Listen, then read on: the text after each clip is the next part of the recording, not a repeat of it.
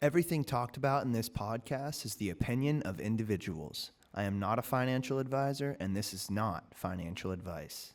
Enjoy.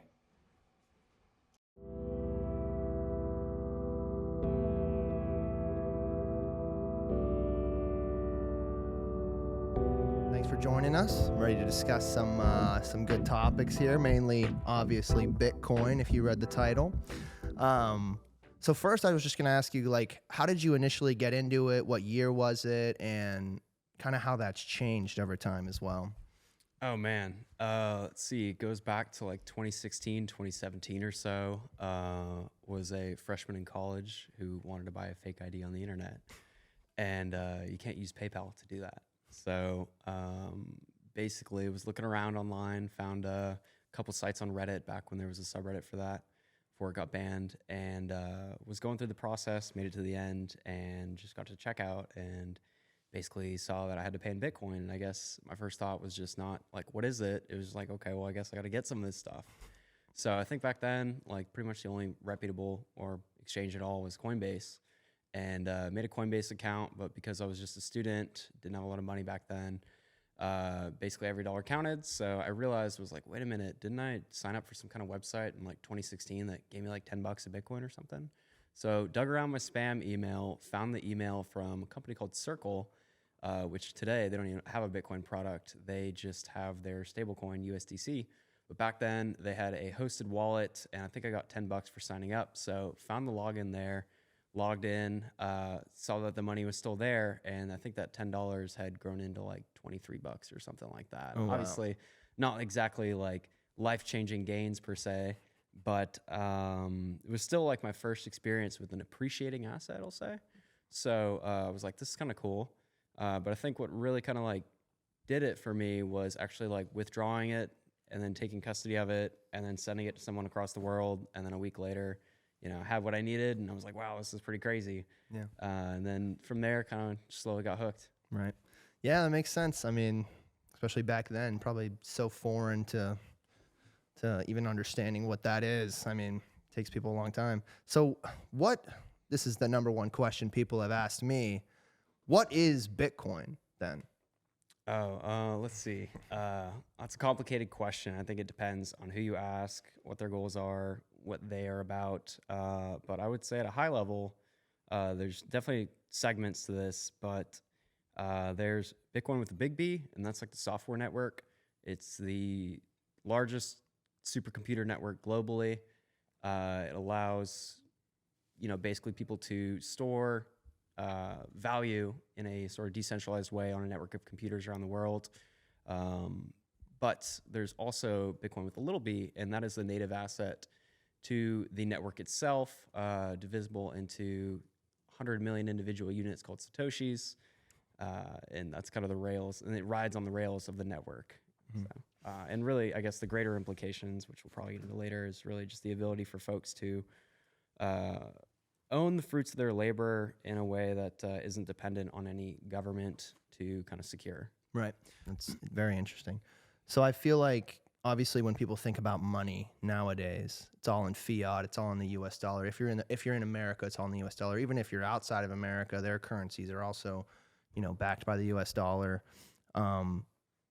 So what is money then to you? I would say first and foremost, money's a technology, always has been. It's changed throughout time based on what's available to us. Mm-hmm. Historically, through the past, it's been all kinds of different things. Seashells, salt, obviously that's where the term salary comes from as well. It's been tobacco, it's been, paper notes over time, over the last like 150 years and so. So it's changed over time, but above all else, I would say it's the ability to kind of move value throughout space and time. And both of those are almost equally important. And some forms of money do better moving value through space. Others do better moving value through time, but it's tough to find something that does both of those well. Mm-hmm. Right. You're saying money is something that is able to be transferred through space and time, and it's also a technology. I would say that the average person doesn't think of money as a technology. They view money as a tangible thing in their hands, right?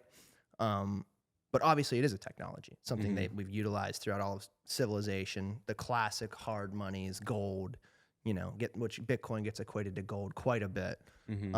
What is the difference between Bitcoin? Yeah, yeah. I mean, there's a lot to unpack there. I would say, obviously, gold became money. It was money for thousands of years, something that people kind of naturally converged upon over time, just through seeking the kind of characteristics of good money, of which there are usually 6, is what people identify. It starts with, I would say, let's see, I think fungibility is the first one. So if I have a dollar, if you have a dollar, if we trade dollars, I know that when I go to the store, I can get the same sort of, I have the same claim on goods and services with this dollar that we just traded than I do with the one that I gave you. There's also, I think, what else is there? Oh, fuck, I should have pulled up notes. Oh, no, you're good. Yeah, I guess the main question I'm trying to get across here is, from what I understand about Bitcoin and everything that it is, the main one that it gets equated to is gold. And I'm basically asking you is, what would you say the difference between the two is, and how can you, what makes Bitcoin the future as compared to gold? Everyone says gold has, 5,000 years of, history behind it. And, obviously, personally, I believe that Bitcoin is the future for obvious reasons that I'm hoping to get into. But that main difference between the two, the fact that one is, tangible in your hand and the other is existing in cyberspace, but still retaining value. Those differences, I mean, I guess I'm just asking, what are those differences to you, and what makes you believe that Bitcoin's going to overtake it eventually or become larger than gold? Yeah. I mean, again, it goes back to those characteristics, I would say, of fungibility, divisibility, durability, let's see, scarcity, probably above all else. Also, recognizability. And then there's another one too. I guess transferability or transmutability through space. And gold had kind of satisfied all those characteristics best out of any sort of monetary asset, which is why people kind of converged upon it over time. It was money for enemies, so you could do business with your enemies without either side trusting the other, because the value was very clear through kind of studying those characteristics. But it wasn't without its own faults. I think gold was good at storing money or storing value through time, but not exactly at storing value through space. So obviously it comes with its own sort of pitfalls. If I were to pay you for something, I'd have to try to take a gold bar and cut it up into little pieces and whatnot, weigh it out. It doesn't exactly have fixed units. It doesn't the sense of an ounce or a sense of a half ounce and whatnot. But for specific transactions, if I'm trying to buy a candy bar or something like that, it's tough to measure out. And then even then, for you to actually verify the authenticity, that's a whole nother layer on top. So from that's where we ended up getting paper notes. Paper notes were supposed to represent something of a receipt on top of those monetary units. Obviously easier to transport through space. They're not as heavy, easy to identify with the fixed units. But that sort of led to the problem that we have today, which is, in my mind, gold's failure as a manifestation of money, in that if you can't very clearly see the backing of it, then you don't really know that there's even value there. If someone claims they have X amount of gold bars in a vault, can you really be sure of that, right? So that was the issue, I would say, with gold. And then eventually, obviously, in 1971, they ended up removing the gold standard completely, and there's no longer been backing to the money we use today. And there's all sorts of arguments as to what actually backs the money we have today. Some say war, some say it's the taxes, the fact that they're denominated in these U.S. debt claims. But yeah, that's kind of where we got to today, and kind of the pitfalls of gold is just, it's good at storing value through time, but not through space. And then fiat money is good at storing value through space, but not necessarily through time as it's devalued. So that kind of leads to the broader point that Bitcoin kind of blends those two characteristics, the characteristics of both cash as well as gold, and gives you something of a perfected form of money that it really perfectly addresses those 6 characteristics of money we were talking about earlier. Right. So to people who don't know what sound money is or what fiat currency is, can you just do a quick explanation of the difference between the two, how Bitcoin is sound money, gold is sound money, and how fiat is backed by nothing? What does that mean And yeah. Yeah. I mean, there's, on the points of hard money versus soft money. Hard money is in essence just hard to create versus the money we have today, which is very easy money, very easy to create. You can print out, trillions of dollars of U.S. dollars today in real time. Obviously, we got the debt clock here, but someone can basically arbitrarily create any amount of US dollars, and you don't even really know how many there are in circulation. And that's what fiat currency is. Fiat currency Precisely. is basically the fact that the government can control the currency, print as much as they want, and basically do whatever they please with it, whether they want to deflate it or inflate it. Mm-hmm. And inflation is just the printing of more dollars on top of money that we don't actually have. Yeah, it's interesting because the definition as defined by popular economics on what inflation is has changed over time. In the past, the Austrian School of Economics would argue that it's the creation of more underlying units of the currency in the system. So inflation of the actual units in the system. While today, it's portrayed more as prices going up, which is really, to me, sort of a knock-on effect of true inflation, which is inflation of that underlying monetary base. Right. So what makes Bitcoin sound money? Really, in essence, it's the fact that there is no cabal of bankers that have the unilateral control over the system to decide on a whim if they want to create more money. They have all sorts of metrics that they will kind of point to, which are whether they're authentic or inauthentic. That's a different argument. But the truth of it is that they can create more money, and you have a set group of people who have that authority for whatever reason that they deem legitimate. But you and I, we have to trade our time and our labor for these dollars, and then someone else can just come in and out of nowhere just basically deflate your savings and effectively your time and your effort away. Sure. So, what I'm trying to get at mainly is, how many Bitcoins are there and how does that make it sound money? Yeah. So the contrast to what we were just talking about is instead of there being a group of people who have that sort of unilateral say, there is instead a protocol which follows a very fixed set of rules. The code is the authority here. There are no emotional weaknesses that are susceptible to kind of changing this policy on a whim. So instead, you have a monetary policy which was baked into the program since 15 years ago, and that basically has the plan on the issuance for the lifetime of this network, and it hasn't changed since inception, which is something that's pretty crazy.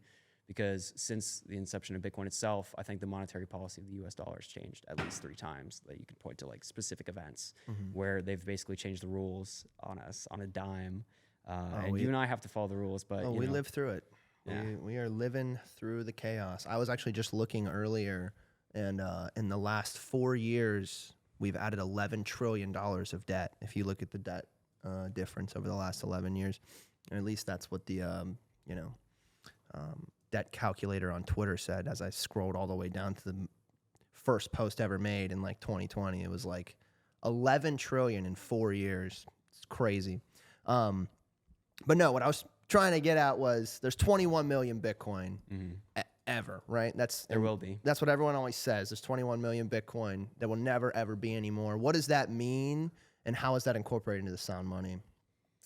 Yeah, I mean, it's just that is the terminal supply that'll be reached when the issuance does end up topping out in roughly another 120 years or so. As it stands, I think roughly 92% of that Bitcoin has been issued. But there's a very interesting sort of supply schedule that's followed where every 4 years, the issuance of new Bitcoin created every day, every hour, every 10 minutes per block, that ends up being cut in half. And that kind of follows this very set in stone schedule that, like I said, cannot be manipulated just because everyone around the world is running this programming.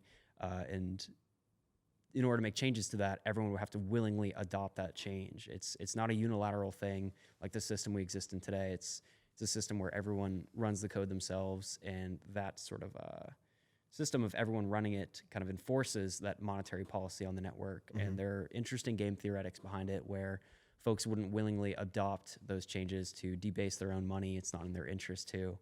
So it's part of why like the social layer on top of the programming that helps to protect that monetary policy as it stands and has stood for the last 15 years and will likely stand for the foreseeable future. Yeah. So it's very interesting. You're saying coding, you're saying programming to someone who has absolutely no idea what any of that has to do with Bitcoin. Most people just pull up Coinbase on their phone, see a price and go, oh my God, it went down. Oh my God, it went up. What is the coding? What is the, network? Basically, what is the blockchain and how does it, incorporate into Bitcoin and what it is? Yeah. I guess to start, the blockchain is just a record of transactions that are, every 10 minutes or so. It's not exact, but that is the average kind of target time, and it dates back really to the inception of it. So it's basically like a giant Excel spreadsheet where you can see the changes that have been made every 10 minutes through the inception of it, and it's recorded. Some say it's safer than carved into stone, just given the fact that it's on thousands of ledgers stored independently around the world, where any sort of funny business would require this actor to manipulate the spreadsheets of everyone around the world in unison all at the same time in order to force those changes through.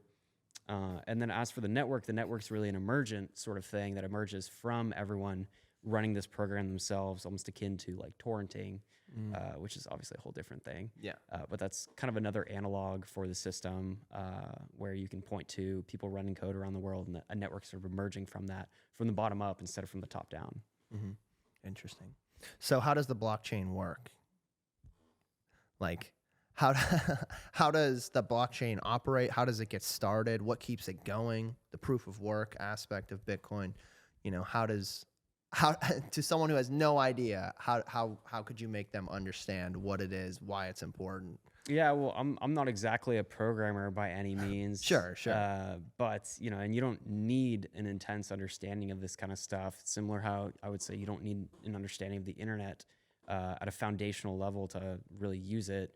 You just basically need to understand that this thing has worked and that there are sort of safeguards in place. There's something of like a system of checks and balances where you have different actors within the industry who are kind of keeping each other in check. None of them have like unilateral control over the system. They each kind of just fulfill their niche and keep their segment of the network running. And that kind of affords you certain guarantees as far as assurances for both like the asset, the network, that you'll be able to kind of continue to use this thing in perpetuity so long as like, say, the internet's running. Sure. And that's where Bitcoin miners come from in that instance, to keep the network operating. Yeah, they play a key role as far as the securing the network, I would say. There's other kinds of nodes too. There are economic nodes, which actually hold the ledgers themselves. And this is getting really into the weeds here. Go ahead. Further than, I'm like kind of beyond my expertise. It's getting really technical. But yeah, you have the mining nodes, which kind of like are the security of the network. They kind of expense electricity, which kind of goes back to the proof of work argument, which we hadn't dived into too much lately.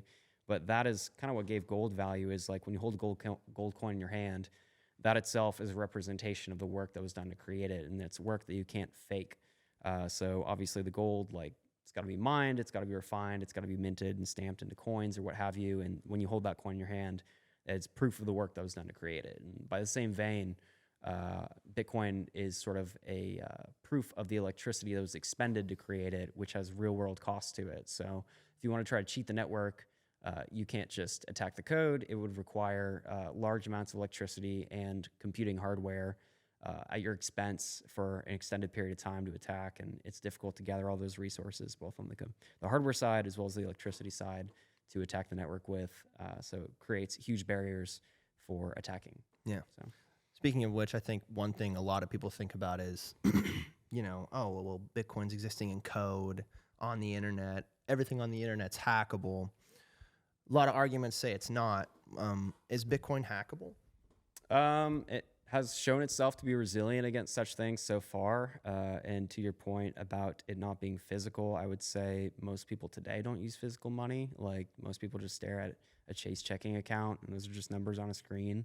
So I would really encourage people to try to work past that, the fact that it's not a physical thing, because I would say people haven't really used physical money in at least 30 years either. 100%.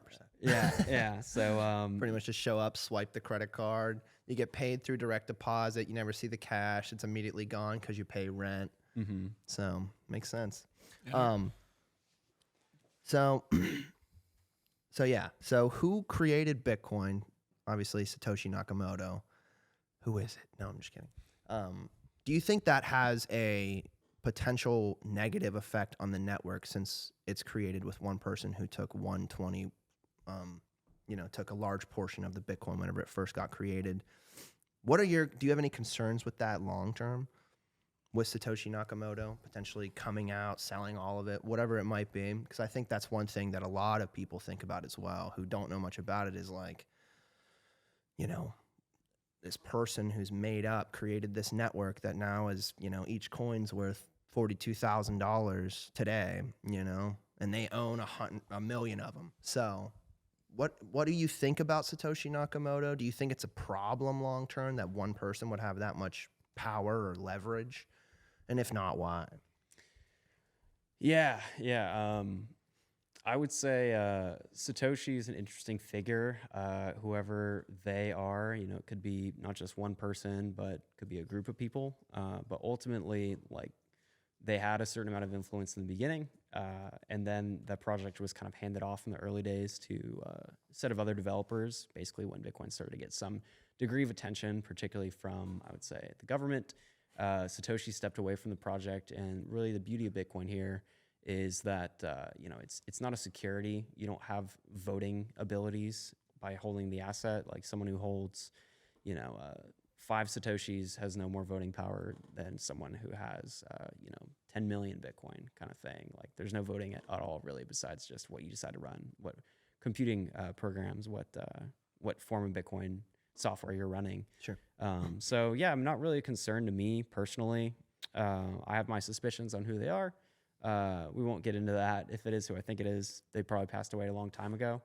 As for the amount of coins that they may or may not be sitting on, those coins haven't moved in 15 years. So that basically demonstrates an unhuman level of self-restraint to be able to sit on billions and billions of dollars since inception, not touch that money. So if they've held this far, there's good reason to believe that it won't be moved in the future. And if it is, that doesn't really bother me at all, because I would even go as far as to argue that some people would pay a premium to hold on to coins that were originally from the creator themselves. And Sure. I might even be one of those people. So. Sure. What would you say the purpose of creating Bitcoin is? We get it 15 years ago. Why is it so important? Why is it emerging? Why is an ETF just approved? I mean, not even a lot of people aren't even talking about it yet. We have the halving in a couple months. But what is the overall purpose of creating Bitcoin? Yeah, I would say it was really a selfless project. The creator, this is the difference between this and all the other projects in the space, is all the other projects were essentially created to enrich their founders. This one was created selflessly to really enrich the people and give people the ability to safeguard their wealth without having to worry about monetary debasement from governments, as we've seen over the last 100 years. So I would argue thousands of years. yeah, well, take it back to Rome. Seigniorage has existed in different forms through history.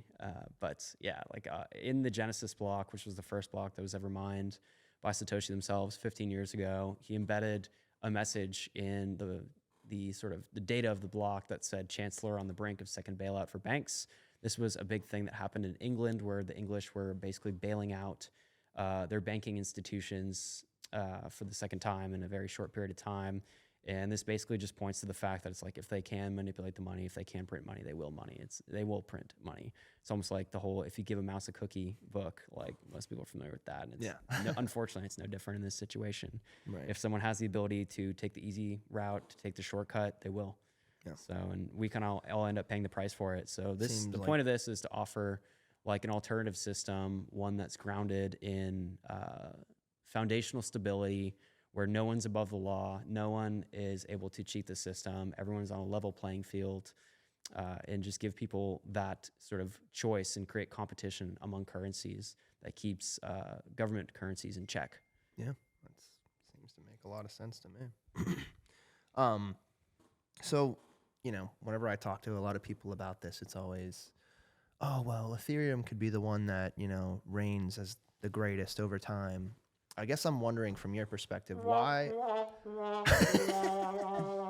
why, why can't Ethereum become the biggest? And what makes Bitcoin the best of all the cryptocurrencies? And I also want to add in that Bitcoin is an open source protocol, meaning that its code is open for anyone. You can recreate it if you want, but it will obviously never be a Bitcoin ever again, like the OG one. But what is the difference between Ethereum or, Solana or, Chainlink, any of these other side cryptos as compared to Bitcoin?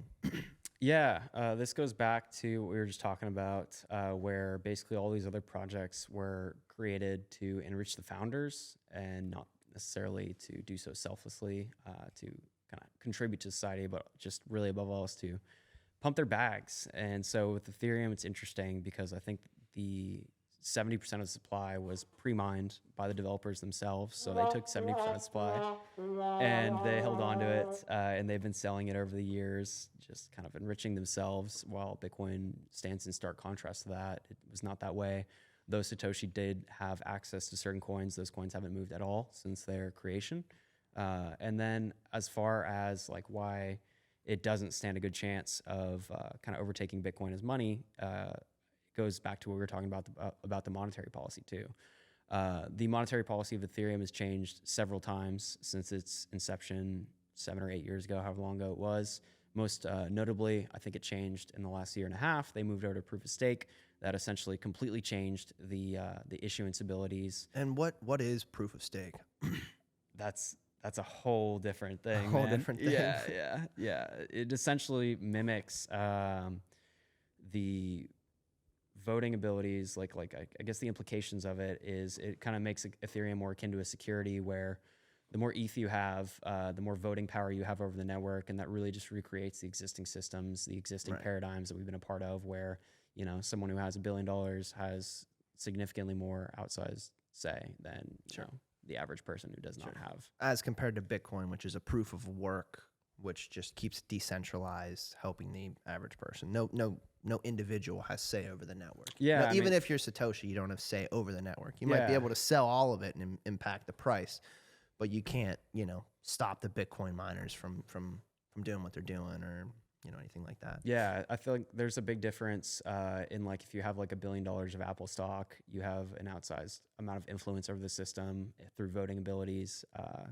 versus like owning, say, like $1 billion of gold, where you don't have any sort of influence over just maybe dumping it and having like a short-term impact on the price. Besides that, there's not a whole lot you can do to actually manipulate the architecture of the system. Yeah. So I know a lot of this is pretty tedious for you because you know so much, but how do you secure your Bitcoin? Can you own your personal Bitcoin? Because most people buy it, keep it on the exchanges, and then FTX happens, they lose everything. How do you own your Bitcoin? What's the best route to go to own your Bitcoin, and what makes that secure? Because a lot of people don't know anything about it. Yeah. When you have Bitcoin on an exchange, unfortunately, you don't actually truly own the Bitcoin. What you own is a claim on that Bitcoin. It's like an IOU, if you will, similar to having money in the bank. You don't actually own that money. The bank owns the money, and they have a liability to you. Now, whether they actually have that money, available is a different sort of thing. They most likely don't. They most likely create more IOUs than they actually have assets on their books. Which is what FTX did. Yeah, right. Exactly. So until also lots of orgy parties and weird shit that they were doing. Coincidentally, it's also the same thing that the bankers do. Yeah, FTX doing weird stuff, man. Anyway, sorry. Yeah, so until you actually take custody of it, and there's so many different ways to do that, like you don't actually own the Bitcoin safely at that point. You can get rugged at any point. What does it mean to take custody of your Bitcoin? Like, how do you, how would someone go through that process? Yeah, there's several different ways. You can have a software wallet, like shown on screen right here. You can have a hardware wallet, of which there are many different hardware wallets and many different software wallets too. But basically, you are creating through cryptography, and obviously, I'm not exactly, Yeah, sure. I'm not a computer scientist by any means. Well, of course. But you can basically create using cryptography and mathematics, like a wallet that you can withdraw the Bitcoin to, and actually own the claim on the Bitcoin yourself, like through basically the private keys that you hold, and you have the ability to sign off on moving the Bitcoin yourself. And it's super technical, but essentially, basically you can just use a program that you run yourself. It's not an account at any company. It's like you running software on your computer. The computer and the software does most of the work for you. You don't need to know what's happening behind the scenes, but you can audit the code if you want, or have a friend audit the code who understands it, and they can tell you for high degree of certainty that no one else can basically rug you on your funds. You have cryptographic proof that you are the sole owner of that funds, and no institution actually has like a unilateral say over those funds like they would if that Bitcoin is sitting on an exchange like Coinbase or FTX or what have you. Yeah. So in other words, get your Bitcoin off the fucking exchange. Yes, If yes. you're gonna buy it, get it off the fucking exchange. Yeah, there's the classic saying, not your keys, not your coins. So until you actually withdraw that Bitcoin to self-custody, you do not actually really, truly own Bitcoin. Someone else owns Bitcoin and you have a claim on it, and you're lucky if you get paid out on that. Yeah.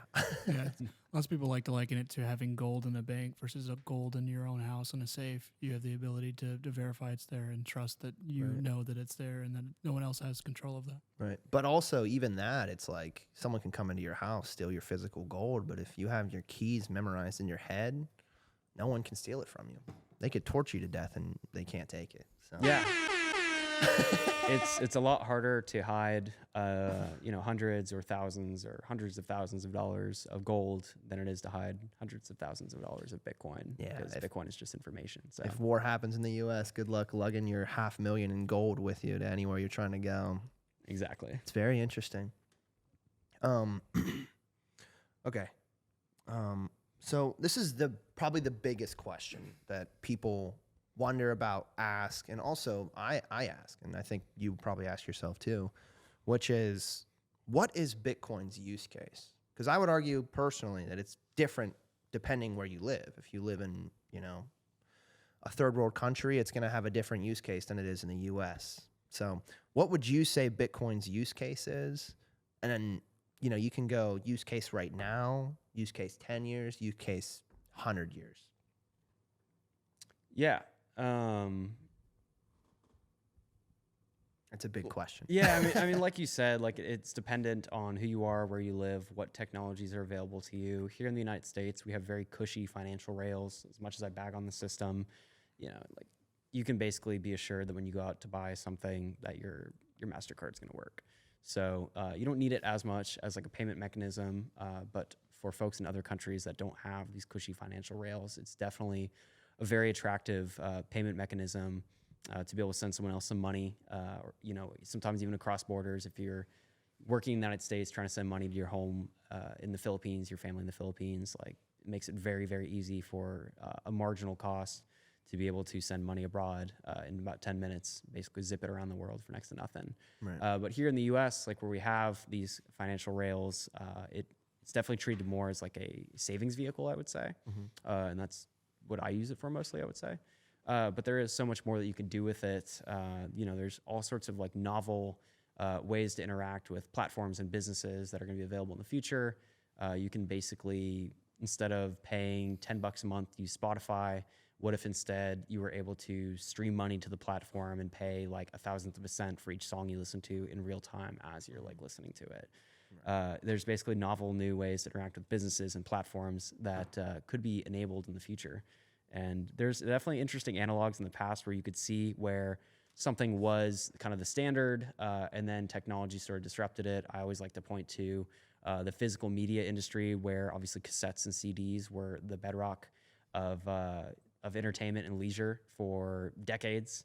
And then all of a sudden, torrenting comes out in the early 2000s, where people can download unlimited amounts of media for free, and they don't have to.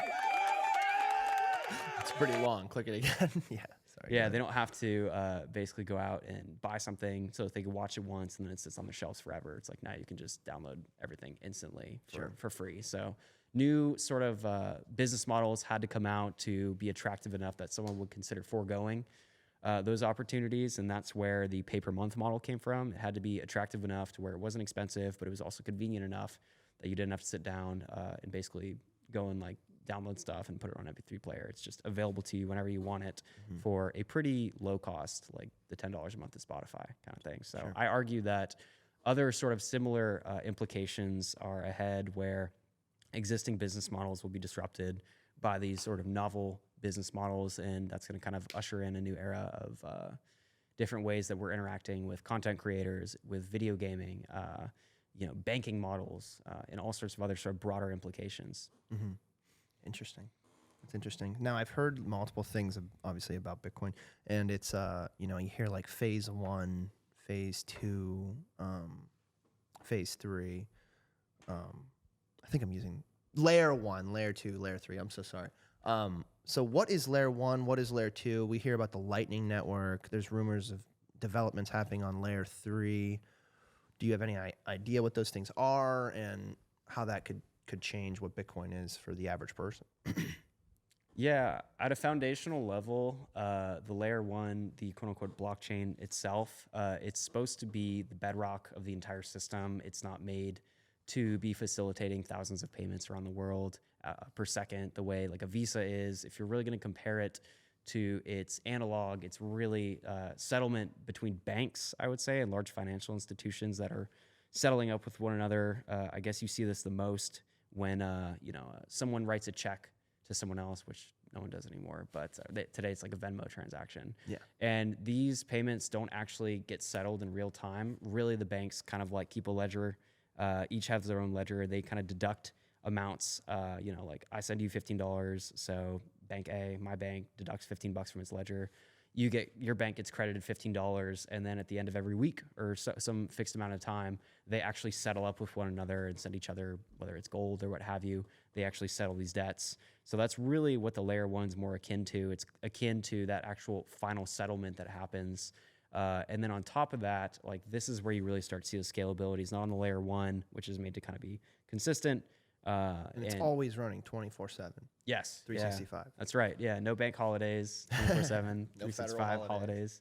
Yeah. So on top of that is where you start to see the scaling and the kind of like the more instant form of payments. And that's with like these solutions like Lightning and stuff, where basically you piggyback off of like the foundational level of like Bitcoin security. And this is, I guess, like the closest example to this is like how we were talking about gold earlier being the bedrock of the financial system, and then these paper notes were created on top to help scale it. Right. And you could trade the paper notes, but at any time someone was able to redeem that paper note for the underlying physical asset. And that's kind of the idea of these layer 2 solutions, is like you piggyback off of like the main infrastructure. Maybe there's some security trade-offs. Maybe it's not quite as final, but for that you get, instant settlement. You get, very, very cheap fees. But you kind of really piggyback off of that foundational layer, and then you scale on the higher layers. That's where you can actually move a little bit more nimbly in development and create new novel ways to leverage the underlying network. But it does come with certain trade-offs, and there's always trade-offs. Yeah, makes sense. So Lightning Network is layer 2. Is there anything else on? Is it? I mean, I guess you're not a coder, but is it a specific list of things that go on each layer? Like layer 2 has Lightning now, which allows you to send it immediately for pennies on the dollar, as long as it's incorporated. But layer 3, I never understood that, because isn't the entire objective to make it, easily to Jesus Christ, to be easily sent and received, which it seems like layers 2 is trying to focus on. What comes with layer 3 of Bitcoin? I'm not as well versed on what that looks like in practice, and I think that's something that we're all really just trying to still figure out. Right. As more people are kind of creating examples of it. Yeah. It would probably be like the podcasting 2.0 that Adam Curry's been very excited about, where you're able to directly pay content creators with no middlemen, directly from your Bitcoin wallet to theirs over Lightning, and just really applications that are going to leverage Lightning. There's a lot of more interesting stuff too as well. People have figured out ways to do messaging in a private decentralized fashion, as much of a buzzword as that does feel like it is nowadays. You can kind of piggyback off of Lightning's rails and do interesting new ways to communicate with one another, or gaming and stuff. Like I haven't seen a lot of it, but I know it's coming. So, and there's other stuff too. I think as far as layer 2s, like there's a new project called Arc, which is still very much in early stages that a young Turkish developer named Barak is working on, as well as projects like the Fedimint project, which is sort of like replicating credit unions on top of Bitcoin using a little bit of Lightning and stuff. Mm-hmm. And again, there's trade-offs for every one of these. With like Fedimints, for example, you are giving up the custody. You could potentially get rugged, but a lot of people, are very comfortable with that. They use these custodial wallets where they don't manage the Bitcoin keys themselves. Someone else does, and makes it very convenient to them. But at least with the Fedimints, you do get near perfect privacy. Like the person holding the keys, who's facilitating the Fedimint, cannot actually see who you're paying or how much you hold. And that's a very deliberate trade-off of like giving up the custody, but at least you get near perfect privacy. Mm-hmm. And That sounds fantastic. yeah. So there's interesting kind of trade-offs with each of these projects. Pretty interesting. So it's new technology, still developing a lot. I mean, who knows what it's going to be in 60 years, Mm-hmm. the evolution of it. So it kind of seems like it's seems like it's almost attempting to reset the financial system almost on a certain level, or at least challenge it, considering it's sound money compared to our current system, which is a debt-based system. I mean, that seems revolutionary. Would you say it's revolutionary? Quite, definitely. Peaceful revolution? Mm-hmm. It's interesting. I mean, just from my perspective and from many people that I know, it's like so many people think debt is normal and that it's just completely normalized in the current system. You're supposed to take on a house loan. You're supposed to take on a car loan. You're going to get college debt. And you pretty much live in debt almost your whole life. A 30-year fixed mortgage. I mean, if you buy it when you're 30, you don't pay it off till you're 60, and that's if everything goes right. Mm-hmm. So it's interesting to see a new type of money coming up that is completely challenging the current status quo. And I think that's why so many people are so engaged in it and why it's growing and why it's grown so much over the last 15 years. No. Would you agree with that? Yeah. I mean, I'm definitely thankful that there's an alternative out there to the system we live in. And if this didn't exist, I'd probably be a gold bug or a real estate bug. And I was there at one point, but after just living in this alternative for a while and just coming to kind of gain foundational trust over in Bitcoin's network and its monetary properties for the underlying asset, like it's definitely revolutionary in the sense that you can save in something that's actually scarce, that actually will appreciate over time, in a system where everything's programmed to go up in dollar terms. Everything, because you have unlimited money chasing a relatively scarce amount of goods and services. So everything's essentially programmed to go up in dollar terms over time, versus a system where you have a fixed amount of money that is being chased by a relatively plentiful amount of goods and services. So that's kind of the nature of why everything will go up over time in dollar terms. Right. There is an infinite amount of cash, and that's pretty good. I've seen like all the charts of like different things priced in Bitcoin, like any good or anything. It's always, obviously Bitcoin's retaining its value. So it's pretty interesting. So you have Bitcoin growing over the last 14, 15 years, and now we have the new emergence of AI. Do you think there's going to be potentially an emergence of those two coming together at a certain point, of AI and Bitcoin? Yeah, there's definitely going to be a convergence. AIs can't really hold dollars, because in order to hold dollars, you have to be a human being. You have to show certain documentation to be able to open a banking account. License, proof of address, all that stuff.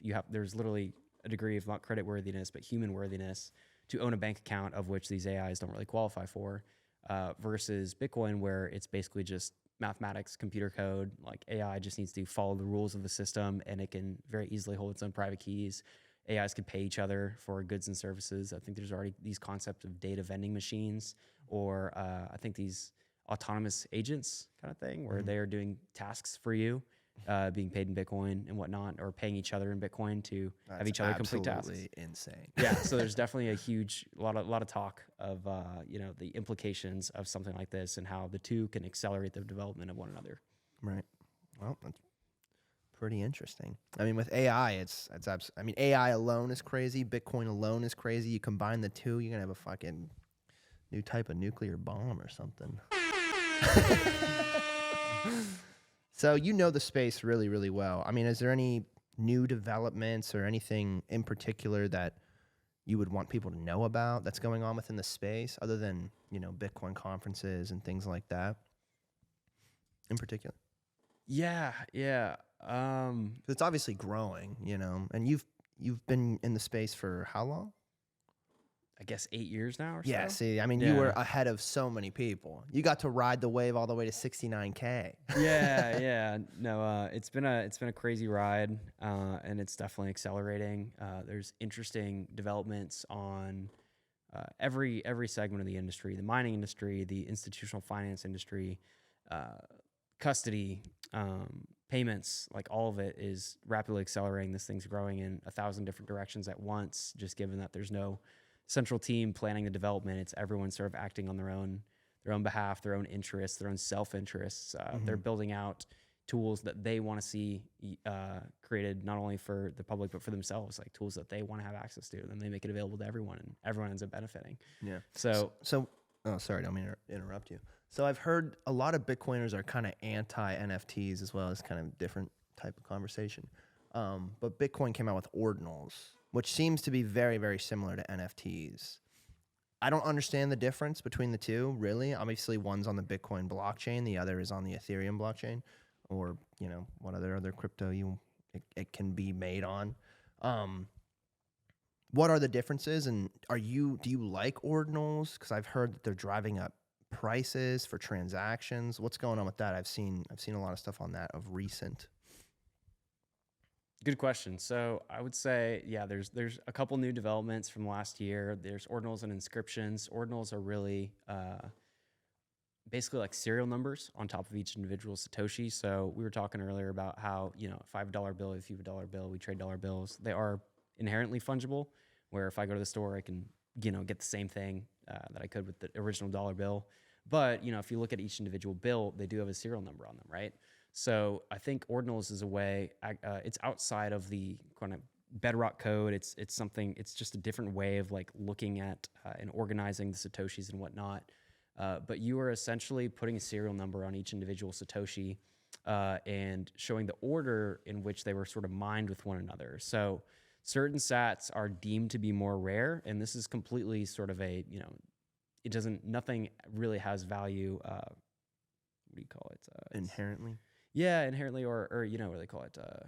There's a specific term for it. I'm blanking on it. I'll remember in a few minutes. But yeah, like certain sats, intrinsic. That's it, intrinsic value. Okay. Yeah, there's not really anything such thing as intrinsic value. It's like value is very much as we said, it's in the eye of the beholder, right? So it's That's what I mean. But people would argue gold has intrinsic value, and Bitcoin doesn't have intrinsic value.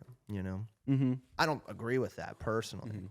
But like you said, it's in the eye of the beholder. Mm-hmm. So that makes sense. Yeah. So so certain, to get back to it, I guess certain sats deemed to be more rare than others. Like the first sat of a new block that was just mined, some people deem that to be more valuable than a random sat otherwise. And that's really just what ordinals is, just a way of organizing and identifying different sats that have been mined.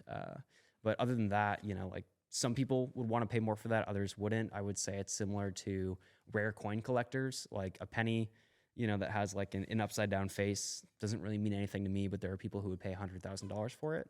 And that's debatable whether that's something that makes sense or not. But the reality of it is that there are people who do recognize it to be more valuable, and they're willing to pay that premium. And then on top of it, to get back to the NFT kind of segment, we do have these things called inscriptions, where you can basically embed data into a specific Bitcoin Satoshi and kind of use that to create images and whatnot. Just basically paste the code for an image into that inscription where you were inscribing that data through a Bitcoin transaction into that Satoshi. And it can kind of present itself as either simple pictures. In some cases, I've seen people put video games like Snake into a Satoshi. And there's all kinds of different ways that you could do it. That's crazy. Yeah. And then there's a whole new sort of project called BitVM, which actually allows you to build programming into Bitcoin. And it's very nascent, very early stages, just came out in October by a developer out in Amsterdam named Ruben Linus. But that is a huge, ambitious project as well. And there's already sort of proof of concepts that have been created by developers like SuperTestNet and others. Sure. That's really interesting. So one thing that Bitcoin always gets shit for is that it pollutes the earth, causes a lot of, pollution and ruins the air and everything that you hear with almost any business nowadays. But what do you think about that? Is that a problem for miners who are actually, getting all this electricity, getting all this computing power and mining this Bitcoin? They've, gone through the ringer, I feel like, the last 2 years, at least from media scrutiny. So what is that true? Is Bitcoin polluting everything because we're mining it? Or what are your thoughts on that? Yeah, so Bitcoin doesn't actually pollute anything. It's the same way your computer doesn't pollute anything. It's just using electricity and whatever, wherever the source comes from, that's kind of, at the behest of the jurisdiction on where they get their power from and their implications there. But the machines don't spit off any CO2. They're just running, electricity to basically run these calculations and stuff. So the Bitcoin itself doesn't actually pollute. It's, there's an argument on where the energy comes from, and that's a little bit different. But I guess the implications of that power use, I would also kind of say, like, people who say it's wasteful, unless you really understand the greater problem that it's solving, like, you'll never think it's, you'll always think it's too much electricity that's being consumed. So, but you could always kind of point to other examples too, where it's like, well, Christmas lights, right? How much power goes to power Christmas lights every year? Mm-hmm. Is that wasteful? Is that, going to kill the earth? How about like a washing machine? That uses a lot of power. Mm-hmm. Should we just stop using washing machines? Yeah. Should we just, it would be a lot better for the environment if we were just hand scrubbing our clothes, right? Right. So why don't we do that, right? Yeah. So I think that's kind of an interesting thing, how people try to kind of selectively view this specific use of electricity as wasteful, but leaving your TV on overnight, leaving your lights on, using a washing machine, putting like Christmas lights up, somehow that's a little bit different somehow, Yeah. Well, and I've also seen how Bitcoin incentivizes renewable energy, because if you're trying to make money off mining it and you have a huge operation, you don't want to be spending, thousands upon thousands of dollars, on electricity for it. So it really incentivizes, solar energy, wind energy, and all that. So yeah, it's basically, in a lot of cases, it could be a buyer of last resort of energy.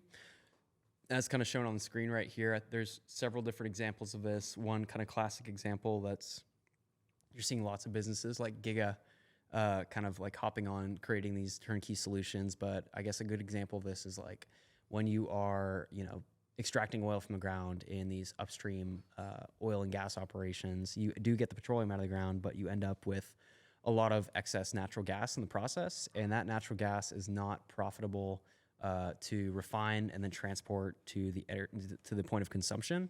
So a lot of times they're left with two options. It's either kind of vented into the atmosphere and just release that methane into the air, which is like the heaviest greenhouse gas, or among the heavier ones, which has a lot of impact on the kind of like greenhouse effect, as they say. Sure. But there are regulations in place in most states where they don't let them do that. So instead, they have to basically burn off that natural gas. And that's where, if you've ever driven by like a oil refinery and you see that big flame at the top, that's them essentially venting or flaring these gases and turning the gas into water and carbon dioxide. But that energy is inherently being wasted because it's not actually put to use. It's basically just combusted on the spot, not harnessed, and it ends up just not really being used. So it's really interesting that Bitcoin miners can come in. They are the only kind of consumptive force that can actually transport the data center or the energy consumer to the point of energy creation and actually facilitate and monetize that energy on site by basically paying the miner out in newly minted Bitcoin. And then on the network side, the network is actually strengthening its security through utilizing that energy that would otherwise go wasted. So that's what it looks like on the off-grid side. There's also very interesting implications for the on-grid side. As like a power grid operator, you are trying to have the perfect amount of power available on hand to match the demand. You cannot create more, otherwise that energy will go unwasted. You can't exactly funnel it into batteries, nor is it kind of plausible from an environmental standpoint in terms of mining those rare earth metals to create the batteries kind of capable of storing all that. So you produce too much, the energy goes wasted. You produce too little, your residents are without power. So they're constantly walking the line, trying to create just enough, but that demand obviously fluctuates, so it's a tough thing to do. What's interesting is Bitcoin miners who are mining on grid can basically come in and approach these power companies like ERCOT here in Texas, and they can say, hey, like we will come in and we will be a consistent buyer for a fixed amount of energy for the next 3 years and give you the ability to further build out your energy infrastructure, knowing that you will have this certain base load of demand. And then when we are in specific situations like when there's a cold front coming through Texas and there's a huge surge in the amount of energy that's needed to use heaters and stuff, the miners will oftentimes have an agreement in place with the grid operator to where they can basically disable their data centers, shut off all their machines at a moment's notice, oftentimes as quick as in like 5 seconds, turn off the entire data center and push that energy back to the grid and allow the grid to sort of use that for residential heating and whatnot. So and it's not a selfless operation. They get paid pretty handsomely for it. They're usually making more than they would mining, but the power facilitator also wins too there because they're charging premiums on the power available in those situations, and their residents aren't freezing in the winter. Sure. So everyone kind of wins there. That makes a lot of sense. That's all pretty cool. So the last couple things I want to get into is the price of Bitcoin. So obviously super volatile since its creation. It shoots up, shoots back down. What would you say to people who are very scared to get into it for its volatility, and why is the volatility good or bad? Yeah, I would say volatility is not inherently a bad thing. It just depends on your risk appetite as well as your financial situation. I would think it's very interesting because though Bitcoin is it's volatile in the short term, it's very consistent in its growth over the long term. So over like a 5-10 year chart period, particularly if you pull up the logarithmic chart. If you look at it on the linear chart, it pretty much just looks like at the end, it's like flat, flat, flat, shoots up at the end. That's the kind of linear chart. But if you look at it in a logarithmic scale, you'll see it actually had most of its volatility in the beginning, and it's actually leveled out over time. Yeah. So, it sacrifices stability, in dollar terms in the short term so that you can have long-term foundational stability in the long term. And that's in stark contrast to the dollar system, where it's extremely stable, but to the downside. Your money is consistently being devalued to the downside. You may not see the change in a day, but if you look back at your purchasing power and the decay of it over a year's period of time, I bet you could buy a lot less for your money than you could a year ago in dollar terms. Sure. While if you save in Bitcoin, and interestingly enough, your life gets cheaper over time because of that growth over time in the dollar amount, the purchasing power. And there's also, there you go. There's the logarithmic chart over time. So you could see most of that volatility was in the beginning, and over time, it's actually become more stable as the asset class has matured. And I will argue that it will continue to get more stable over time, although there will probably still be large amounts of volatility. Yeah, large amounts of volatility, potentially like 50% drawbacks, maybe 2 or 3 more of those. But, for the average humble sat stacker, that definitely presents opportunity for someone who's a consistent buyer, which is good practice to be. There's definitely a lot of opportunity to be able to get huge amounts to the upside, and you can't really go from nothing to a global reserve asset without some volatility around the world, along the way. Like you can't go from nothing to global, medium of exchange and store value overnight. Like there has to be a period of growth in between where it takes time to get there. Yeah, I mean, it freaks people out, goes to 69, drops down to 15 after XTX, and now it's back up to 42. Obviously, a lot of people have made money off of it. But I guess the main thing you're trying to get across is it's not about making money, So what is it? I guess I shouldn't say for you, but what is it for people who are so deep into Bitcoin? What, they can ride it from $3,000 all the way up to 69,000, have hundreds of thousands of dollars if they got a couple coins, and then ride it all the way back down. What is it? What is the Bitcoin mindset? I'm basically asking, what is the HODL? What is HODL, and what does it mean to Bitcoiners? Yeah, I guess the answer is two-pronged. First, it's like if you've been in it long enough, even if it drops like 50, 60%, you're still up 5-10x on your kind of average entry point. So, you're still way ahead of like where you'd be in any other sort of like investment, though I don't think of it as an investment. It's really the base way to measure your returns against. How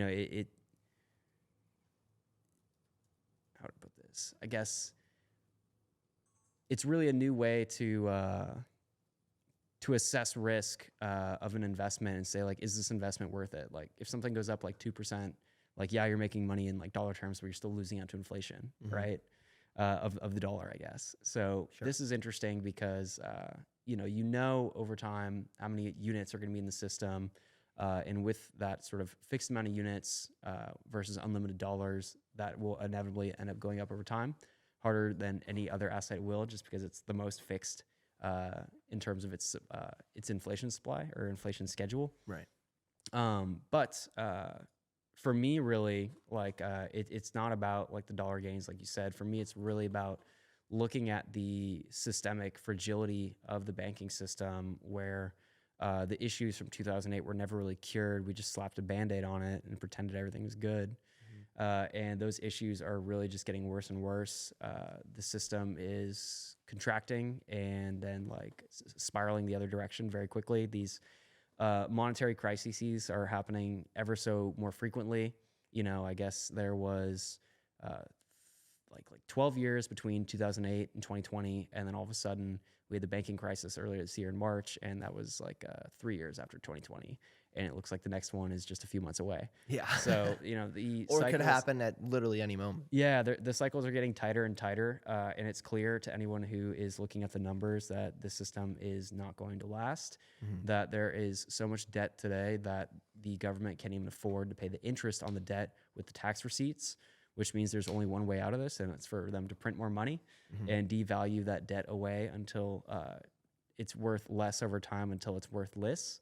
And we all end up paying for that, not through direct taxation, which is obviously the less sexy way and the harder way for governments to get that money. And instead, we end up paying for it through the prices of the goods and services that we want to buy, increasing much faster than our wages do. So that is really the biggest form of theft, I would say. It's the sly, kind of sneaky and really pernicious way that we are being stolen from. It's through inflation, that hidden tax on the poor that really hits the poor the hardest, because they don't have any assets which do appreciate and do benefit from this money printing.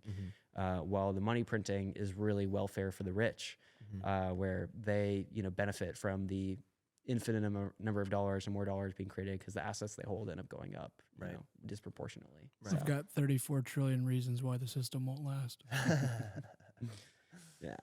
Pretty good. So for me, it's really about just seeing that not only is the system structurally screwed, but knowing that the banks themselves are insolvent themselves, like they can't pay out the number of dollars that they owe to the people who have checking accounts and savings accounts, right? Particularly with the amount of U.S. government treasuries that they're sitting on and all this. And we don't need to get into the banking mechanics, but that would be cool to get into, though. Yeah, the banks are insolvent. So that would for me, be, it's honestly, about removing myself from that system. I'm down to get into that, but I mean, yeah, like we said, they added 11 trillion in the last 4 years. It took us how long to get to 11 trillion national debt? I think it was like 100 and 200, something like 200 years. 11 trillion in the last 4 years and 16 trillion in the last 10. So it's actually accelerating. Oh my God. Yeah, I saw it. Just this past year was 3 trillion. So it does make you wonder. And then what's even crazier is you look at what happened with Silicon Valley Bank and that whole fucking conundrum, which I did buy a shirt for, of course. And you know, what is the?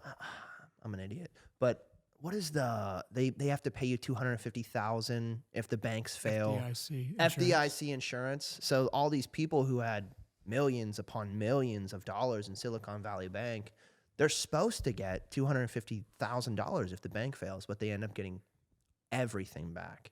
And so it makes you wonder if this larger economic system we're in does start to collapse, if some of these regional banks, like we said, most poor people use regional banks.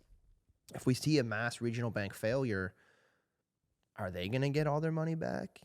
You know, or is it just the people who have all the money that get all their money back? And if they do get all their money back, and say the average person has $1 million in their bank account, how much money are they going to print to make that happen? And at that point, what happens to the currency? And to that, you would probably say Bitcoin. Yeah, well, I think they've made it very clear that they will do whatever it takes. That's what they've literally said word for word, to keep the system running, to keep kicking the can down the road so it doesn't blow up in their faces. And we pay for that, with the higher inflation numbers later, once these politicians are out of office and it's not their problem anymore. Right. So it's clear, much like someone who's on their deathbed, who's willing to pay unlimited amounts of money to extend the inevitable. This system basically has the same intentions of doing whatever it takes to continue its certain death at this point, regardless of the implications for those of us who are, existing in it. Yeah. So I've heard people say that these Bitcoin ETFs, BlackRock and, ARK and all these different companies, we just got like 11 approved. I think it was 11. Is this good for Bitcoin? Is this bad for Bitcoin? What are your thoughts on it?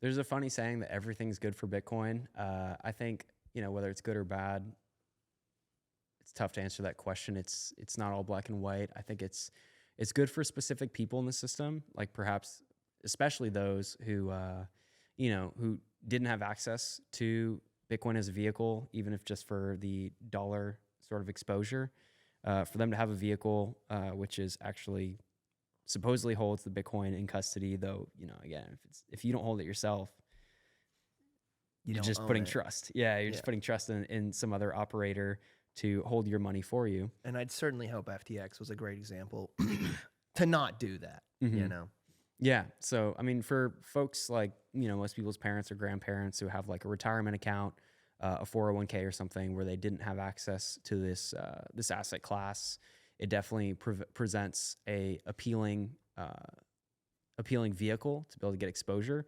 That said, like, definitely think if you can get access to the real thing, if you could buy the actual underlying asset and custody it yourself, it's much better. It's like holding gold yourself versus owning the GLD stock, or owning, real estate yourself instead of owning just like a REIT, or real estate investment trust or something. It's like you can't live in the REIT, but you can actually live in a house, right? And you can't actually, if it's sitting in an ETF, you can't actually use the Bitcoin. You can't get the benefits of the network and all the sort of implications of that. All you get is just the dollar exposure. So you will inevitably be selling that for dollars. You will be paying the taxes on that, and you don't actually get the liberation, the liberty that comes with owning it yourself, and knowing that you have full say over your holdings and that you won't get rugged. So just a couple more things, then we'll probably wrap this up. One big thing that a lot of people will say too is, well, the government's going to ban Bitcoin. If you're claiming it's going to, basically reset the financial system, the government would never let that happen. The U.S. government, the global economy. What do you say to people who are saying that? Because I've had numerous people say, well, the U.S. is going to ban it and it's going to basically destroy it. Yeah. Usually that's like the last thing people will say when they're trying to refute the value, is they'll say, okay, they'll realize like, okay, this thing works so well that it can't work, that it won't be allowed to work. And really, I've heard interesting kind of arguments that you can't ban Bitcoin. You can only ban yourself from Bitcoin. And what that really sort of looks like in practice, I guess, is like that would be like saying like, oh, the government's going to ban the internet. And it's like, okay, well, the internet is a distributed network of computers around the world all linked to each other. You can't ban the internet. You could ban yourself and your constituents from the internet. But at that point, there are implications for your actions, and you will end up losing a significant amount of the intellectual prowess and human resources that you have in your country at your disposal. The entrepreneurs who are building projects, the capital that is nestled within your borders that has implications on job creation, on tax incomes for these governments. Like they will lose out on all that as people vote with their feet and go to jurisdictions which actually do welcome it, which we are seeing people do. They are moving to places that are friendly jurisdictions, that are welcoming them, that are actually happy to receive them. So yeah, I would definitely caution any government, because by doing so, you're going to lose a tremendous amount of not only potential tax income, but also sort of job creation and other sort of like in quality of life improvements for your constituents. And they will make it known either through voicing their concerns or just outright leaving your jurisdiction. The same way people left California who were not satisfied with what was happening there, and they moved to places that were actually doing things the right way. Right. That was obviously a huge opportunity for the states that were doing things the right way. They gained huge amounts of tax dollars. Yeah, tax dollars and jobs, and just like thought leaders, companies that were really leading and whatnot. There's always sort of a competition.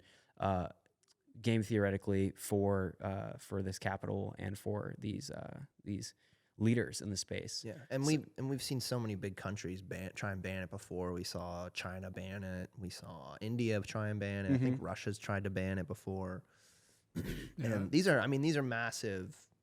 We talk about global politics. I mean, these are some of the biggest countries in the entire world. I don't think a U.S. ban, while it might impact the price, it's not going to destroy the network. Yeah, and you just simply can't. Yeah, and then there's just other analogs too, where people try to ban decentralized computing networks, and blows up in their face. Like classic example again is torrenting. Everyone's just running the code on their computers. The physical media industry was not happy with this at all. That they had their cash cow basically. They got rugged on it. Yeah, and basically, I think they lobbied Congress to try to pass laws that you couldn't torrent, but that's about the extent of all that they could do. Is they could try to penalize you if you were caught, but it's kind of silly. Like, good luck trying to catch someone running code on their computer, and yeah, like in the end, they really couldn't stop torrenting. Like in the end, just businesses were forced to adapt or die. Basically, the blockbusters who didn't adapt, they obviously went south. And businesses that did adapt, like Netflix, obviously came to kind of get all the benefits, right? So like they basically couldn't outlaw torrenting. They couldn't prevent torrenting. All they could try to do was react to people who were doing it. They couldn't outright ban it or block it or stop people from doing it. And even that was kind of a lot of people I know still torrent, and it's very easy to do so. And there's not really any guards up against that. So in the same vein, it's never something I was really particularly worried about, having had experienced torrenting growing up and stuff like that. I saw firsthand as a kid that they couldn't stop me, and I was just a freaking kid. Like, gonna do it. yeah. So how would they be able to stop something like this sort of this novel architecture for a network with no sort of central authority, no office that you can go and like knock down the doors of and turn off the servers? If they were to try to stop it, all governments would have to unite and basically shut down all computers and internet around the world at the same time, while also ensuring that no new ones were put up. And even then, it's like there are people who are running, Bitcoin mines on flare stacks out in the oil field, and they have their own internet sources, and you can't shut off their grid. So it's just kind of pretty interesting. It's a fool's errand and a heavy task. Do you Better see? to buy it. Yeah. Do you see a future or this potentially ever happening where the U.S. dollar goes back to being backed by hard assets like Bitcoin, like gold? Do you think that's a possibility? You think there's a way to get the fiat system back on track? That's a really good question. I know there's interest from certain candidates to do so, and there's definitely a strong interest to do so in favor of extending the currency, the life of the currency. I mean, you've seen El Salvador bought tons of Bitcoin. You've seen Argentina as a pro Bitcoin candidate who's seeming Yeah. to really, he's basically about to destroy the central banks in Argentina. I mean, makes sense. 200 plus inflation this year is absolutely unacceptable. Yeah, there's interesting implications for welcoming Bitcoin and basically weaving it into the fiat system, and basically, like for example, with the ETF and stuff, I've heard people make arguments that I guess like by having this ETF vehicle in sort of packaged up, having Bitcoin packaged up to fit into the existing financial structure, the existing financial system. Basically, when you own the ETF, you can basically you can take out loans against it, and that kind of aids the dollar system, which is a system built on debt, built on credit, like you were saying earlier, and it can prolong the life of it by allowing people to take out more debt against their assets, much like how they do when they take out debt against the real estate that they own or the stocks that they own. That kind of like perpetuates the system. The system's built on continual credit creation, continual debt creation. So that kind of extends the system like through the ETF vehicle. But it would also be interesting to see what would happen if they were to actually back the dollar with Bitcoin itself, and what a world with that in it looks like. I don't know. Yeah. We'll have to see. But I know that the ETF approval and allowing Bitcoin to fit into the existing financial system through these packaged products does allow does help the fiat system by allowing people to actually take out more credit against their assets, which kind of perpetuates the dollar system as it is too. Right. So that's pretty interesting. I mean, I could foresee a future where, I mean, at a certain point, it's like, what else are you going to do? I mean, are you just going to continue printing to oblivion, have hyperinflation, and then have to basically reset the entire system? I mean, ideally, we can get backed by gold and Bitcoin, or at least some type of hard asset. You see the emergence of all these other coins, all these other cryptos. You see Dogecoin, whose market cap's like 15 billion. Obviously Ethereum, all these other ones. How would you categorize them? Are each one different, or how do you view all of them? You got Shiba Inu, Doge, Solana. Everyone will tell you they have the next altcoin, or it's altcoin season, or whatever the fuck they want to say. What do you think about that? And do you think that's dangerous, or do you think that's, have all the fun you want?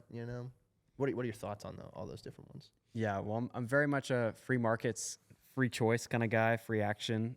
So, Sure. People are free to do what they want. I believe in the battleground of, just competing currencies and whatnot. So it's good that competition exists. That said, you're asking me what I think about it. I don't really think about it. Over time, money, for anyone who's studied monetary history, you see that money ends up being a winner-take-all market. And liquidity sort of begets liquidity. You want to own the most liquid vehicle.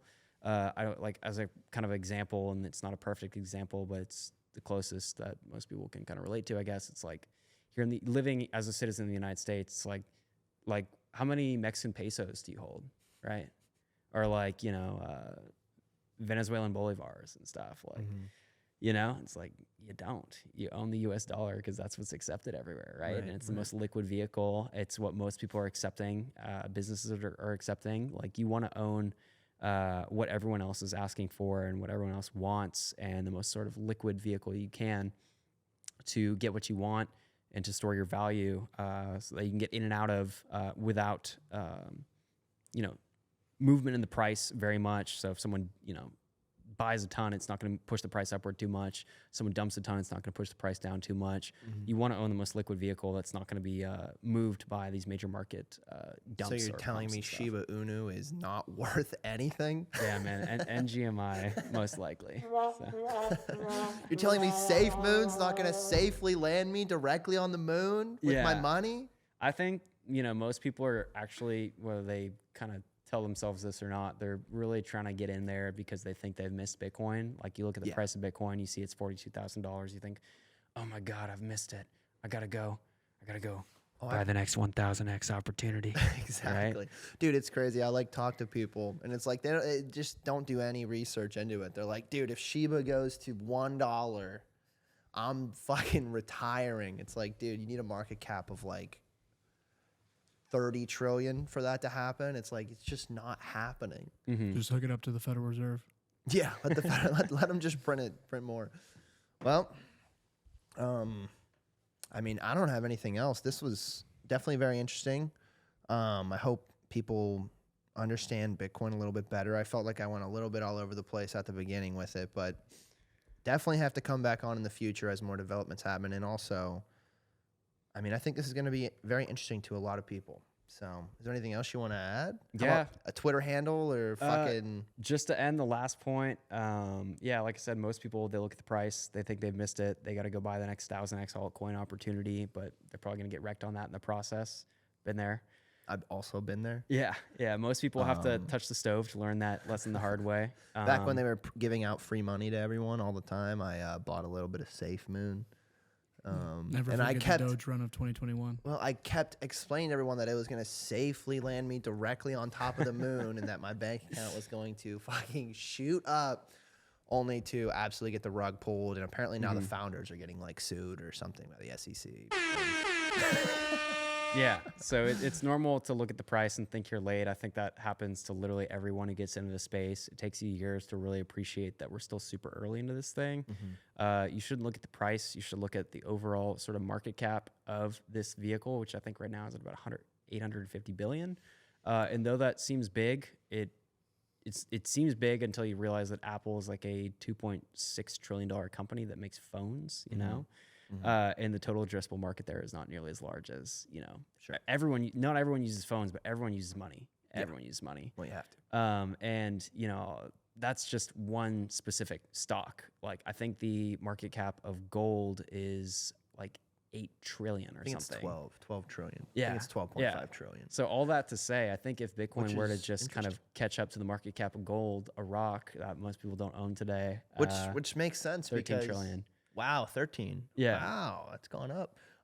That would put like the price of a single Bitcoin, a full 100 million Satoshis at something like $600,000 a Bitcoin. And that's just if it kind of catches up to the price of gold. Right. Then you realize that, you know, gold itself is a very small market in the grand scheme of things. I think equities are like 50 trillion and no, it's definitely more than that. Real estate is like 200 trillion, maybe 500 trillion or something like that. Sure. So we're still very, very early into this thing. I think if you look at the halving schedule, you see that come this April, Bitcoin will have its fourth halving, of which I think maybe it's the third halving. I think it's Let's see, fourth? 12, I think it's the fourth. 16, I feel like I've 20. It is the fourth. Yeah, yeah. And the final halving will be in the year 2140. So, you know, I guess putting it in like baseball terms, pretending there were 32, 34 innings in baseball. We were fourth inning out of 32, 34 innings. Sure. You know, we're still so early. And with basically this now becoming available to institutions through this ETF vehicle, you know, I would say the first 15 years of Bitcoin were primarily a retail consumer-driven asset. You know, there's exceptions there like Michael Saylor and MicroStrategy who own a portion as their company treasury on their balance sheet and whatnot, but it's primarily been retail driven. And at this point, you have institutions who have been hungry for access but hadn't had the means, the vehicles to do so, finally able to pick up a piece of this. So I would advise people to start paying attention because this is basically, it's like it's like having access to real estate in Manhattan, like Manhattan real estate in the early 1900s, before it really blew up. And, you know, if you get a piece of that today, I think equating it to the scarcity of real estate, like a single Bitcoin is the equivalent of 1,100 acres of prime real estate. So no one needs 1,100 acres, but if you can get quite a bit, wouldn't you want to, right? Absolutely. Of Manhattan real estate. Manifest destiny, I motherfuckers. think that's called being the Rothschilds. I have one last question. I just thought of it, and I remember you've explained it to me before, but just figured I'd ask. So obviously all the miners, they make their money from mining Bitcoin. They get rewarded in Bitcoin that then goes into the market and is, you know, slowly adding and adding. With the halving, it goes from right now it's at 7 6.25. 6.25, and it goes Yeah. down to 3.15 or whatever it is, 3.125, whatever. Once we go through all of the halvings, like, what was the year? 2,100 It's and between 2138 and 2140, yeah. depending on the block Once time. once all of the Bitcoin is mined, how do miners make money? How does this ecosystem stay afloat? Because from what I understand, it sounds like there wouldn't be a need for it at that point. Yeah, I mean, again, like the miners, the purpose of them is to secure the network. They're basically right now, they make their money based off of two things. There is the block subsidy, of which you were just alluding to. You know, it started off as 50 Bitcoin for every block. And then, you know, 2012, that was cut in half to, I think, 25 Bitcoin per block. 2016, that was cut in half to 12 and a half. 2020 was cut in half to 6.25. And then obviously it's about to be 3.125. And that goes up until, it's a single Satoshi being distributed per block in like 2136. Yeah. So there is the block subsidy aspect, but then there's also the transaction fees. And every time you do a Bitcoin transaction on the main chain, you are basically tipping the miners. It's almost like an auction that happens every 10 minutes for like a scarce amount of seats on a plane, and if you, depending on how urgent your transaction is, you will bid more. It's a bidding process to get into that block versus waiting for one of the next few blocks and stuff. So over time, the block subsidy was never meant to be permanent. That's why it's a subsidy and not a reward. It's basically supposed to bootstrap the network into existence. Over time, though, like the transaction fees will make up more and more of the miners' rewards. And that's kind of what we're starting to see with ordinals and inscriptions. Those are kind of a larger and larger portion of the fees that miners are receiving. And it won't just be inscriptions in the future. It'll also be just regular Bitcoin transactions. And most likely, like the average person will not be using Bitcoin on layer one. It's going to be for large financial institutions like banks and sending, at that time, probably millions $20 and trillion. billions. Yeah, Across. Exactly. Yeah. And or I guess you could denominate it in Satoshis as well. Exactly. And folks are going to be using like Lightning and Fedimints and Arc and other solutions like that, which are on a lot better user experience as well. But it's just going to be large institutions settling up with one another. It's interesting. That are using on-chain stuff. One last thing, and then we're actually going to be done. Sorry. I just thought of this again, and I did want to ask this because this blew my mind when I found out about it because I never knew the answer to this question. So I was told once, I was like, well, what if we just have so much computing power and Bitcoin was made in, 2009? We have all this computing power. What if someone onloads all this computing power and just mines the network just immediately? All the blocks, everything, and it's done. Yeah, so part of the beauty of the network is it has a difficulty adjustment that happens every roughly 2 weeks. It's every 2,048 blocks, which is roughly 2 weeks on average. And the system will basically adjust based on how quickly these blocks are coming in. Because the target time is 10-minute blocks, let's say blocks are coming in at like 9 minutes on average, the system will adjust the difficulty upwards 10% to make it so that blocks are coming in at 10 minutes. And then if the system can't keep up, if blocks aren't coming out at 10 minutes after that difficulty adjustment, it will drop back down. And that's part of what kind of makes this thing like a living and breathing organism, is that difficulty adjustment. That's really the beauty of it, which kind of like makes it so that it sort of like adapts to its environment and whatnot. So you could have a huge amount of computing power come on, and it may kind of, make it so that blocks are coming in quicker for, a short period of time. But after that sort of 2-week period, the system will adjust to that level of computing power that's on it and make it that much incrementally harder for folks to be kind of like mining a lot quicker. Nice. So it does adjust on the fly. Who would you recommend to follow? Where do you get a lot of your information? Whether it's on X or Twitter or YouTube, or who's the experts that people should turn to if they want to learn more about it? Yeah, there's great YouTube accounts out there. I would recommend BTC Sessions. He's a great account for a lot of great content. I also recommend who else is out there? Bitcoin University is another great account for learning. There's lots of other good ones too. I'm trying to think who else would be good. Anything by Parker Lewis from former Unchained team is an incredible. Oh my gosh. The Sailor series on Robert Breedlove's podcast, the What is Money podcast, is incredible. What else am I forgetting here? What do you think?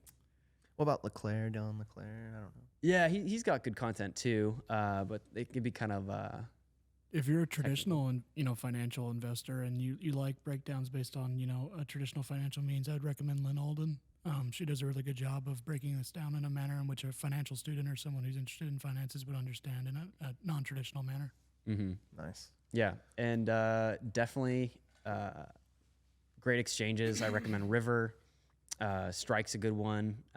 If you're a high net worth investor, the Unchained Capital products are amazing. They have a great OTC desk for large purchases. They have IRA products if you already have money in an IRA that you don't want to take the tax hit on, though I know many who already have taken the tax hit and are very happy that they did. Unchained is an incredible company. They have awesome educational resources as well. And there's just a lot of good stuff out there. Well, yeah, that's pretty good. You don't want to add a Twitter account or anything? No, I'll hold off on the show. Fully anonymous. No one knows who this man is. All right. Well, No Name, it was really nice having you on. You're definitely going to have to come back on because I think there's going to be a lot more to talk about here soon. Always is. All right.